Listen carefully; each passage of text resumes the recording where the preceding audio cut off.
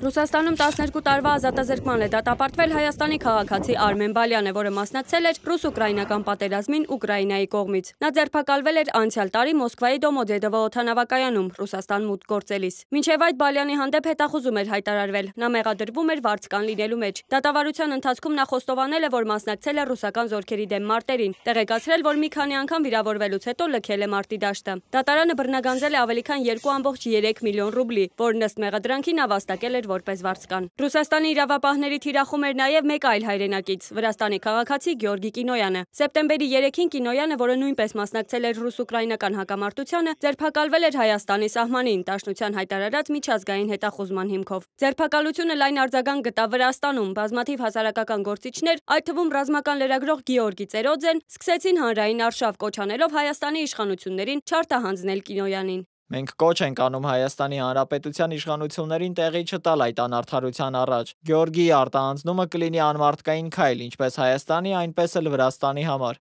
Հանրային ճնշումները եւ իրավապահների, մասնավորապես Հելսինկյան քաղաքացիական ասամբլեայի Վանաձորի գրասենյակի ջանքերը տվեցին իրենց արդյունքը։ Հայաստանը հրաժարվեց բավարարել Ռուսաստանի պահանջները, ինչի մասին հայտնել էր քաղաքագետ Գեորգի Թումասյանը։ Գեորգի Կինոյանն ազատության մեջ է։ Հայաստանը հրաժարվեց նրան արտահանձնել Ռուսաստանին, քանի որ դա վտանգավոր կլիներ նրա համար։ Մեծ շնորհակալություն Հայաստանի իշխանություններին եւ մարդու իրավունքների ականավոր պաշտպաններ Հելսինկյան քաղաքացիական ասամբլեայի Վանաձորի գրասենյակին։ Իսկ ռուս-ուկրաինական շփման գծում մարտերը խորքային տարածքներում էլ հեռահար փոխադարձ հարվածները չեն դադարում։ Անցնող մեկ օրում ռուսական զորքերը հարված են հասցրել Չեռնիգովի մարզի ենթակառուցվածքային խոշոր օբյեկտին։ Իսկ ուկրաինական անօդաչու թռչող սարքերը թիրախավորել են Վոլգոգրադի մարզում գտնվող Լուկոիլի գազի վերամշակման գործարանը, որտեղ խոշոր հրդեհ է բռնկվել։ Միաժամանակ Ռուսաստանը հայտարարել է Զապորոժիեի մարզում եւս մի բնակավայրի գրավման մասին։ Ուկրաինայի զինված ուժերի գլխավոր շտաբը հայտնել է, որ անցած օրվա ընթացքում ռազմաճակատում տեղի է ունեցել 200 մարտական բախում։ Ուկրաինայի օդային ուժերն ու հրթիռային ստորաբաժանումները խոցել են ռուսական անձնակազմի եւ տեխնիկայի կենտրոնացման վայրեր։ Նախագահ Զելենսկին պնդել է, որ ուկրաինական զորքերը հակահարձակումներ են իրականացնում Դոբրոպոլեի եւ Պոկրովսկի ուղություններով, միաժամանակ համառորեն պաշտպանելով Կուպյանսկի եւ Նովոպավլովկայի դիրքերը։